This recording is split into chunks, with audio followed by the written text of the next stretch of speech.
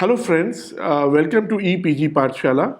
I am Dr. Mahesh Kalra, Director, Center for Numismatic Information and Studies. Today we are going to study under the subject of numismatics, ancient and early medieval coinages of the region called Andhra Desha. So Andhra Desha as a cultural entity is well documented in ancient world sources, both Indian and foreign, in the pre-Mauryan period and the Mauryan period. The first mention of Andhras as a people is in the Brahmana text Aitra Brahmana, where they are mentioned as one of the peoples who descended from the sons of Vishwamitra, who were exiled outside the Aryavarta with other tribes which are named as Pundras, Shabaras, Pulindas, and Mulibas. This was a very fluid period. Possibly it was a period of movement towards the South India. So possibly the epics are trying to depict that period of migration from north to the south in this period. The Andhras also mentioned by some historic sources, most notably Pliny, who wrote the geography, and he drew majorly possibly from Megasthenes Indica, which today doesn't exist as a book, but mentions Andhras as a very powerful race with 30 walled towns. One of this might have been a modern excavated site called Kotalingala. We're going to be talking today about the coins found at Kotalingala. So already before the Mauryans came into the period, the Andhras were already a power, and the Ashokan edicts refer to the Andhras as a subject people, along with others like the Yavanas, the Kambojas, the Palidas, the Bhojas. There are notable similarities between certain of the names, like the Palidas, along with the Pulindas. Similarly, there are some other names which match, so possibly this is an actual historical reference we find in the earlier sources as well. Coming to the coinages of the Andhra people, in the period of the 6th century BC, there was a period of formation of a number of states termed as the Janpadas, and then these states coalesced as the Mahajanpadas. The Janpada basically is a word which comes from the word Jana, Pada, which means the footprint of the people. So these were states which were formed by clansmen, people who were similar to each other ethnically, racially, culturally, and they formed the clans communities and based on ideological similarities like republican character.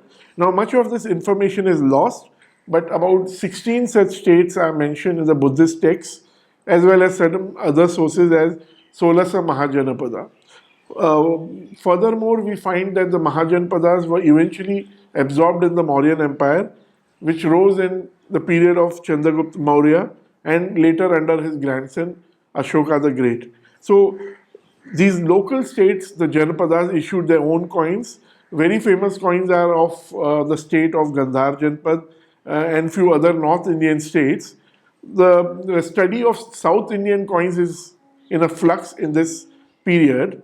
The reason for this is some of the coins which are early documented finds of from the Andhra region are possibly the earliest silver punchmark coins from the area. One major hoard which was found from Shringavaram in about 1934 documents about 73,650 coins, out of which majorly most of these coins weighed from 1.14 grams to about 1.78 grams, with a minimum or a median of 1.55 grams. So these coins have a very unique look, fabric as we call it, numismatics, and they come with 4 punches, amongst which there is a prominent elephant emblem. Some of the emblems on these coins are repeated twice, or at the most there are 3 different emblems. And these coins are believed by most numismatists to have been issued by the ancient rulers of Andhra region. Many go as far to suggest that there was an Andhra Janapada at this period, and also they suggest that since the coinage of this period is similar to the coins of the adjacent regions, these might have been a larger state or a Andhra Empire. The next major period in Andhra's history was the rise of the Mauryan power. Though this is not directly recorded, but the indirect influence of the Mauryans is seen with the influx of the imperial Magad Karshapanas. These are silver punchmark coins with about 3.3 grams of weight, with 5 punches, amongst which the sun is the common emblem, and these are found in large numbers as hordes of imperial punchmark coins, which have been recorded from places like Amravati, Pedabankur, and Nastulapur in Karimnagar district. Additionally, the imperial punchmark coins have been also reported from surface finds as well as certain layers in the Kotalingala excavations. This find is not surprising because the people of Andhra region by this time would have been already used to using the silver punchmark coinage in the form of the preceding coinage of the Andhra Janapada. And they would have found it very easier to match the imperial punchmark coinage and adapt it to the local conditions. Um, Another thing that we see is the fall of the Mauryans was followed immediately by the rise of few other dynasties. This period is preceded probably by a little period or maybe by a major period by an array of copper, bronze, and lead coinage which were initially uninscribed. Importantly, they come with a lot of emblems like tree in railing, multi arch hills, swastika, wheel with spokes, either individually or in combinations. The Kotalingala excavations have thrown up some uninscribed variety of animal coins like the horse, the animal, the bull, the camel, along with these emblems. So this points to possibly a local uninscribed coinage of Kotalingala. Some of these coins also come with the reverse Ujjaini symbol, which was later to become a very major sign in the period of the Satvana. The Satvana period followed some time in the region later, but before this came the inscribed coinages of various powers. Local powers like smaller chieftains who possibly had links with the Mauryans uh, had the titles like Maharati, Mahabhojas, Mahasenapati, and Mahatalwars, and they issued their own coinage in both pre-Satvana and post-Satvana period. The Ashokan edicts mention some of these local rulers as Rathikas and Bhojas in the Deccan, and these may have been absorbed in the Mauryan administration as local feudal chieftains. So, to acknowledge and allow the authority in the region, many of these rulers would have issued the coinage. A particular type of inscribed coin found in the Andhra region has been the coinage of a dynasty which takes the title Mahatalwars. Various rulers have been named in this coins with the names like Shiva Sebak, Majasammikasa, and Balakuta. Interestingly, some of the emblems and some of the seals of these rulers have been found. The name Shiva Sebak is very important because there's also another ruler in the pre-Satvana period whose name was Raja Sebak and whose stray coins are found all over Deccan. These coins, interestingly, again come with the image of a bull on the obverse, along with a six arch hill and a reverse three ratna symbol, and a very prominent Brahmi inscription, Rajno Sebaka, which means that this king also took the title Raja Sebak. Other pre-Satwan rulers whose names appear on coins are Gobad, Narayan, Kamya, Kamvyayasiri, Samagopa from Kotalingala. Then there is the Raja Kuberak, whose coins and impressions are found in Bhatti Prolu. And then there is Raja Somaka, whose coins and impressions are found from Vademanu. Again, there is another site called Dhanya Katanka, whose ruler is called as Raja Kumariya Samaliya. So these are the impressions that we form of the pre-Satvana period, that it was a period of simply common coins being impressed upon, especially in lead and bronze, by local rulers who were nothing more than either regional chieftains or officers, imperial officers, who had gained power after the Mauryans lost their power. Another interesting series which comes up from coastal Andhra is a pre-Satavahana dynasty. This dynasty is believed to have taken the family name Sada because of the recurring name of Sada as one of the recurring terms on the coin. These coins have been found in Vadamanu excavations. Interestingly, these coins also have been linked to a certain dynasty which has been given the name Meghavahana by Dr. D. Raja Reddy, who found a similar inscription of a ruler who takes the title Mahasadasiri. On the inscription, he is also mentioned as Meghavahana. So this dynasty possibly had two names, and the common title which occurs on most of the coins is Sada. Interestingly, on these coins, we see a lion prominently facing right, or sometimes we also see a horse facing the right, and there is the name of the rulers, which are Mahasada, Sadasiri, Sivisada, Sivasada, Sivamakasada, and Asakasada. Dr. Shailendra Bhandare, in his thesis, has also shown the link of the Sada coins to the Satavahana coins from coastal Andhra. Especially, he has linked one series of lion type of the ruler, Satavahana ruler Siri Pulumavi in the British Museum, whose coins have been basically matching with the preceding coins of Sadasiri. He has thus approximated the gap in knowledge between the early numismatists, notably Eliot and Rapson, who allotted these coins very blankly to the Andhra dynasty, that is the Satavahans, and the current idea that this might have been just a pre-Satavahana dynasty. So we see the link between the coins of the Satavahans in this region specifically. Another dynasty which issued its coins was the family which took the title Maharati. We find coins of this family in Veerapuram. A number of rulers are mentioned on these coins, which typically have the elephant facing the left, along with names like Mahahati, Maharati, Puttasa Hati, Khadahari Hati, Palamasya Hati, Shivamaha Hati. These coins have been found from Chandravali, Brahmagiri, Brahmapuri, Hyderabad, Vidarbh, and some more rulers, and their coins basically resemble the elephant emblem that is prominently seen on Satavahana coins. So we find a lot of coins of the Maharathis basically are similar to the Satavahana coins, and the Ikshwaku coins which followed the Satavahanas in the post Satavahana period. The reverse of these coins have a 6-arch hill with dots, mounted with a crescent and a flower, and a wavy river below, which possibly indicates the ecology of coastal Andhra and other parts of Andhra in that period.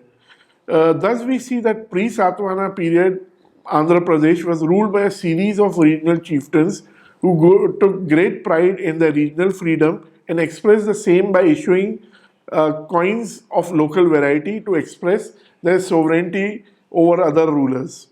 Now we come to a very important period in the history of Andhra Desha, that is the Satavahana Empire.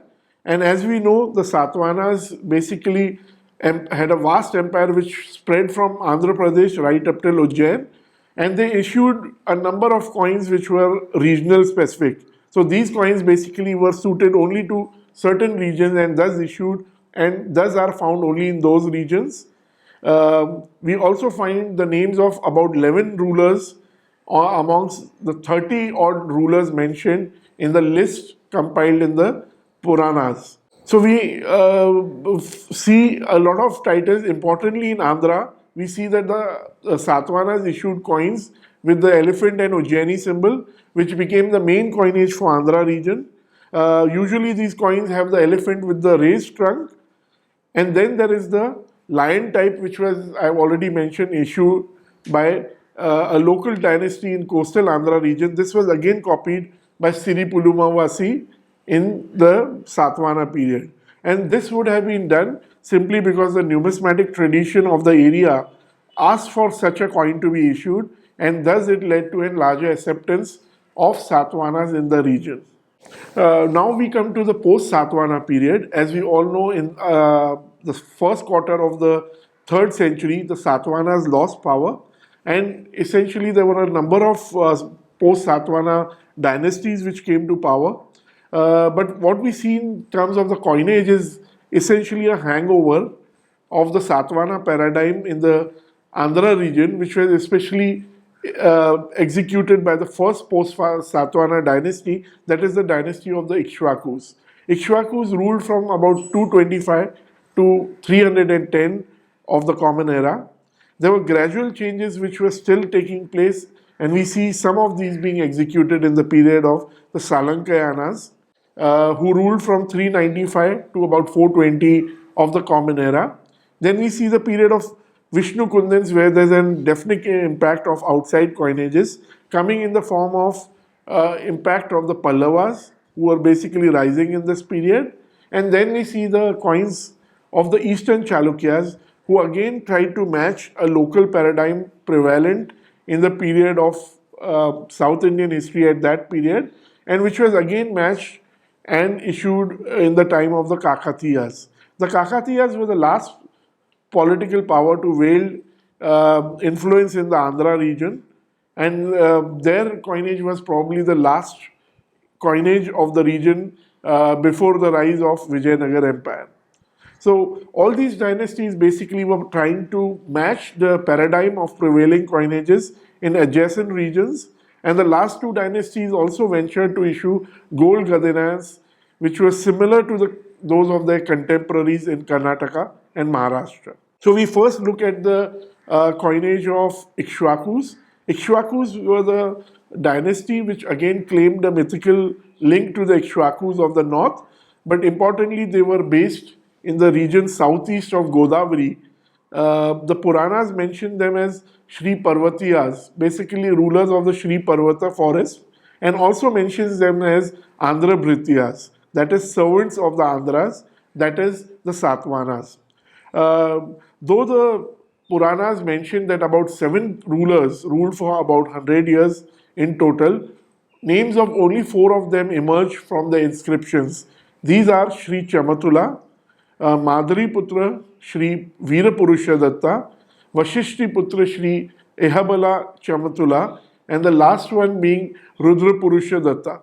Uninscribed coins of the Ikshvakus, possibly linked to them because of the following coinage, have also been found, but majorly in excavations at Nagarjunikonda, conducted in the 1950s, and later hordes of Ikshvaku coins from Ongole Taluka have helped us immensely in understanding the nature of the Ikshvaku coinage. Essentially, it was a copy of the previous Satavahana coinage with an elephant on the obverse and the Ujjaini symbol on the reverse. And they were also made in lead, which was again the chosen medium of Satavahana coinage. But the important thing is in the depiction of the elephant, which has a downward trunk instead of the raised trunk as seen on the Satavahan coins. And the reverse Ujjaini symbol is the same. We find very small legends on some of these coins, which have come out in numerous publications, especially the one by R. Subramaniam. So the names which come out are Shiricha, Shirichata, and Sirichata. These are linked to Chamatula, Siri Chamatula, who was the first ruler of the dynasty. Then we find the name Shri Veera. This is again having smaller versions like Shri V, which are linked to Shri Veera Purusha Datta. And then there is Shri Iha or Shri Ihu, which are linked to Ihabala Chamatula. Again, very rare coins of with legends like Shri Ru, Shri Rudra, or Shri Rudrapu, which are again have been linked to Rudra Purusha Datta. Each of these rulers has been given an average rule, and thus the date of about 310 has been accorded to them. Interestingly, also a new coinage recently has come into find, and these coins have been thrown up again in the region of the Pennar River, and names of a dynasty called as Hiranyakyas have been mentioned on these coins.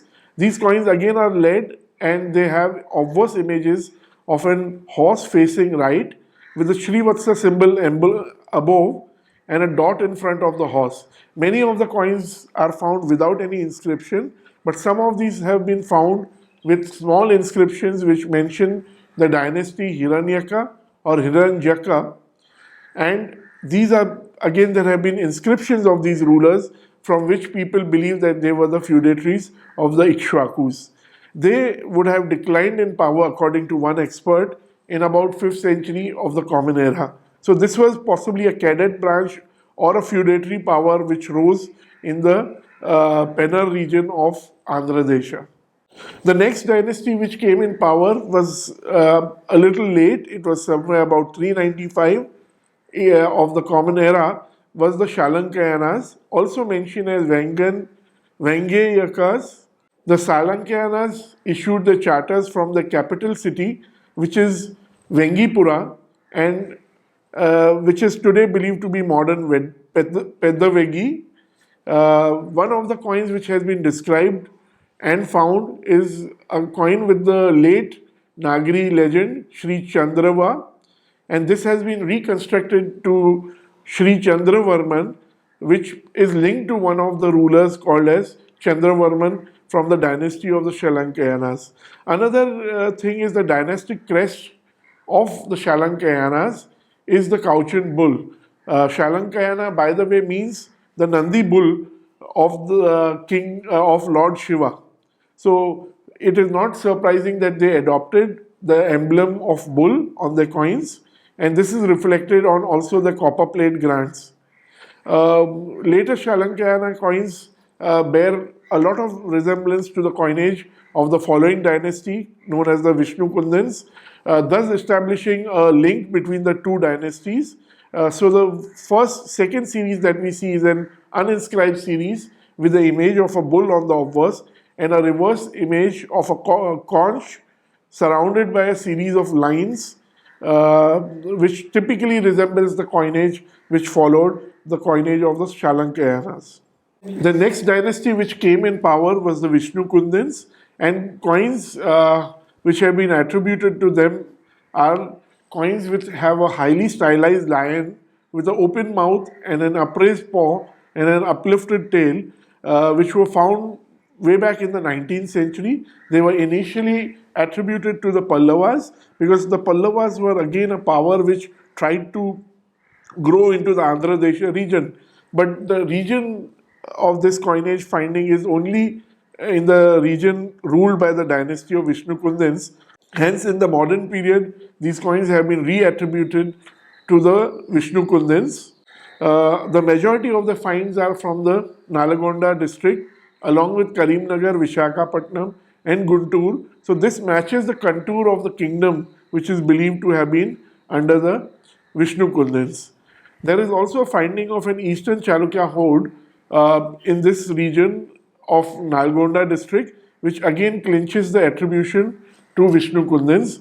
An additional argument which has often been given of linking these coins to the Vishnu Kundans is the use of the lion, which was a dynastic crest of the Vishnu Kundans on their seals in their charters. So these are the coins that we find in various collections. One of this is from the National Museum. The Vishnu Kundans were then succeeded by Durjayas. This was the dynasty which ruled for a very brief period, and hence they couldn't issue any coinage, but they were succeeded by the Eastern Chalukyas of Vengi in about 624 of the Common Era. The Eastern Chalukyas rose as a cadet branch of the Chalukyas in Badami when Emperor Pulakeshi II captured Vengi and bestowed it upon his brother Kubja Vishnuvardhan I. Vishnuvardhan ruled Vengi very aggressively from 624 to 641 of the Common Era. He acquired the title Vishma Siddhi, one who attains success in difficult enterprises. Interestingly, another ruler of the same dynasty, the grandson of Vishnuvardhan I, also took the title Vishma Siddhi. Modern numismatists have tried to differentiate between the coins of Vishnuvardhan I and Vishnuvardhan II based on the calligraphy of the coins and thus try to differentiate between the two rulers based on these titles alone. The large number of silver and copper coins have been found of this ruler. One type has a lion at the center with a legend above. Another also has a lion, but the reverse has a double trident with border of rays surmounted by a crescent and flanked by two lamps. The Eastern Chalukyas basically were a minor cadet which survived the war between the Chalukyas of Badami, and they survived till the period of the Cholas. So they didn't issue many coins. It was one of the rulers, Shaktivarman I, who possibly issued coins in 999 of the Common Era. These are gold punchmark coins, and they come with the title Sri Chalukya Chandra in 7 punches, along with the image of a boar, flanked by lamps and a gourd and an umbrella at the center. These coins were interestingly found in the region of Burma from an island called Cheduba for the first time, along with the coins of another Eastern Chalukya ruler, Raja the Chalukya, who ruled from 1019 to about 1060, and he had a similar emblem. Both the rulers' coins mention numerals, which are today believed to be regnal years of both the rulers.